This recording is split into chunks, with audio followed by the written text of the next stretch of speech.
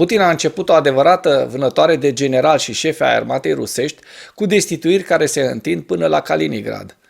Acest lucru poate fi interpretat ca o teamă a lui Putin, nu doar de Prigojin, ci și de o revoltă în cadrul armatei rusești.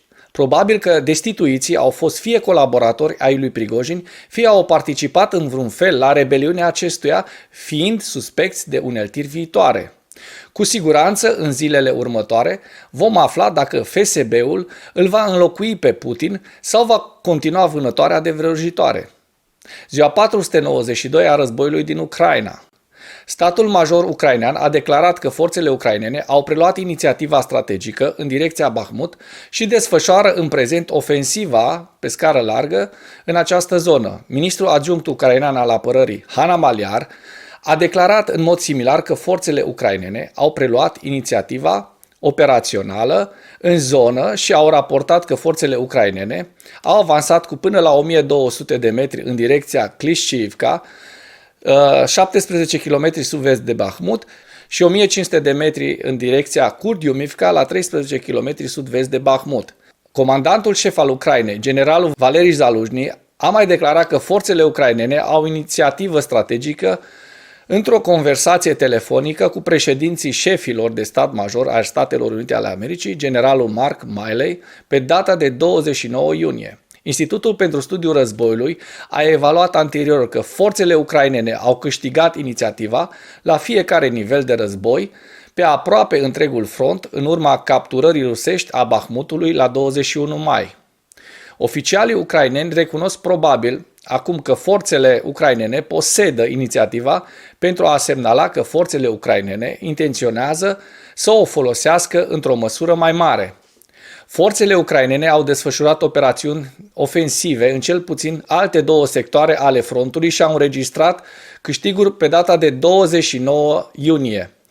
Statul major ucrainean a raportat că forțele ucrainene au continuat operațiunile ofensive în vestul oblastului Zaporojie și la granița administrativă dintre regiunile Zaporojie și Donetsk. Statul major ucrainean a raportat că forțele ucrainene au obținut un succes parțial de-a lungul liniei Rivnopil-Volodine până la 16 km sud-vest de Veliga Novosilka, iar Kremlinul ar putea intenționa să-și asume controlul oficial asupra grupării Wagner în urma rebeliunii sale armate și să-l transforme într-o afacere de stat, deși nu este clar dacă Kremlinul s-a angajat într-o astfel de acțiune.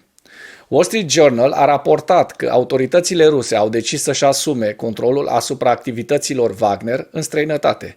Adjunctul ministrului rus de externe, Sergei Vershinin, a zburat la Damasc pentru a-i spune președintelui sirian Bashar al-Assad că Wagner nu va mai funcționa ca organizație independentă în Siria. De asemenea, reprezentanții Ministerului Rus de Externe i-au spus președintelui Republicii Centrafricane și conducerii maliene că Wagner va continua operațiunile în țările lor. Putin a susținut pe data de 27 iunie că Kremlinul finanțează pe deplin și aprovizionează parea Wagner, iar oficialii ruși pot folosi statutul existent al Wagner ca organizație finanțată și furnizată de stat pentru a-și finaliza naționalizarea oficială.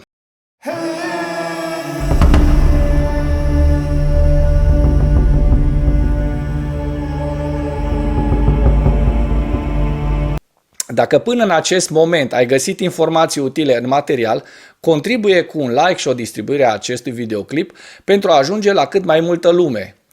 Imaginile recente din satelit au detectat construirea unei noi baze speculate a grupului Wagner în Asipovici, Belarus, iar imaginile cu rezoluție medie, colectate între 15 și 27 iunie, arată o nouă activitate la o bază militară din Belarus, abandonată, folosită de Brigada 465 de rachete din Belarus, la 15 km nord-vest de Asipovici. Oameni de afaceri afiliați ai Kremlinului ar putea achiziționa Imperiul Media intern al lui Prigojin, probabil ca o parte a unui efort continuu de a-i distruge reputația lui Prigojin în Rusia. Postul independent rus, The Bell, citând surse care cooperează cu companiile lui Prigojin, a raportat că administrația prezidențială rusă va avea probabil control direct asupra activelor media a lui Prigojin.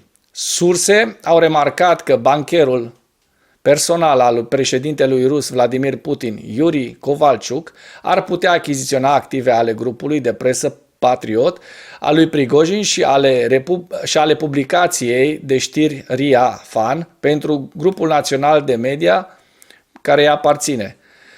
Purtătorul de cuvânt al Kremlinului, Dmitri Peskov, a refuzat să se adreseze generalului de armată Sergei Surovikin pe 29 iunie, determinând mai multe speculații în spațiul informațional rusesc. Peskov ar fi putut nega speculațiile în curs despre Surovikin dacă nu ar fi fost investigat. Refuzul lui Peskov sugerează că oficialii ruși ar putea să-l investigheze pe Surovikin, deoarece oficialii ruși refuză de obicei să comenteze investigațiile în curs. Observatorii occidentali continuă să speculeze cu privire la locul unde se află șeful rus al statului major general al armatei, generalul Valeri Gerasimov, în urma rebeliunii grupării Wagner, deși lipsa lui de apariție publică nu indică neapărat statutul său oficial în cadrul conducerii militare rusești. Gerasimov nu a mai apărut în public pentru perioade lungi de timp, în special între vara anului 2022 și reapariția sa în iarna lui 2023, în săptămânile care au precedat numirea sa în funcția de comandant general al teatrului de operațiuni. Aceste perioade de absență au determinat speculații că Kremlinul fie l-a înlocuit, fie intenționează să-l înlocuiască ca șef al statului major general. Surse ruse au afirmat că Kremlinul l-a înlocuit pe data de 26 iunie pe șeful oblastului Kaliningrad, Rosgvardia, Garda Națională. În ceea ce urmează vă prezint un slide cu evoluția de ieri a celor mai importante fronturi din Ucraina. Hărțile sunt creația Institutului pentru Studiul Războiului. Pentru mai multe informații, accesați linkurile din comentarii.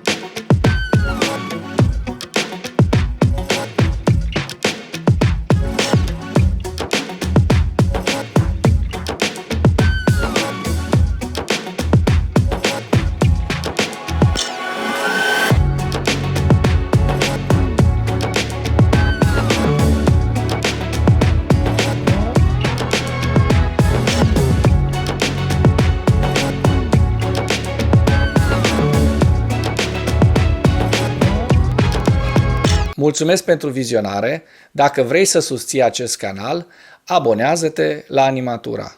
Apreciez mult asta.